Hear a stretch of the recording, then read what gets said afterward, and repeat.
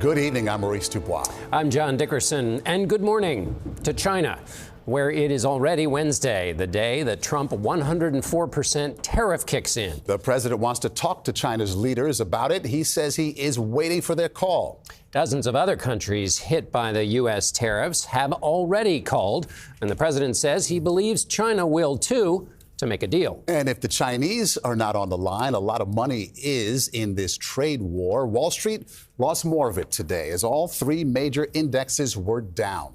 We begin our coverage with Ed O'Keefe at the White House. Ed? Good evening. President Trump today claimed that the new tariffs are generating about $2 billion in revenue each day. But with growing concern about how they might cripple the global economy and America's bottom line, the White House has a new message for world leaders. Give us a call and let's make a deal.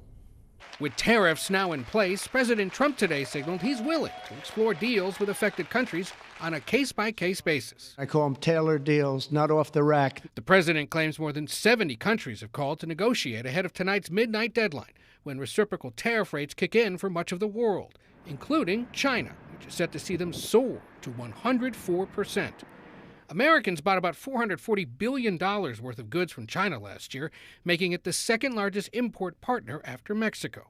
And while other countries may be reaching out, China, so far, isn't on the call sheet. Under what conditions at this point would President Trump talk to President Xi about tariffs? It was a mistake for China to retaliate. The president, when America is punched, he punches back harder. And the president also wanted me to tell all of you that if China reaches out to make a deal, he'll be incredibly gracious, but he's going to do what's best for the American people. So China has to call first?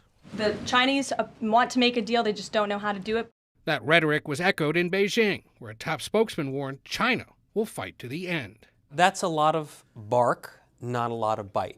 Evan Medeiros served on President Obama's National Security Council and is now an Asia expert at Georgetown University. They don't want the global trading system to unravel. What they're trying to do is figure out a way to get Trump to back off not just his tariffs on China, but his tariff strategy globally. So then this war continues, conceivably gets worse.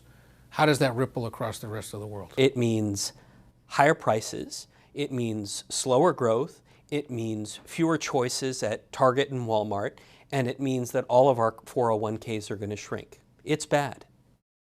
And so, Ed, what does the White House want in exchange for providing tariff relief to some of these countries?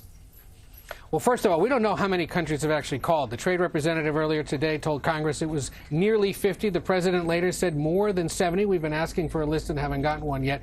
But they also signaled today that the talks may go beyond trade to include things like the size and scope of American foreign assistance, whether U.S. military presence is maintained in some of these countries, and how it would be paid for, and even if some of these countries would be willing to cut new deals for American energy, like liquefied natural gas.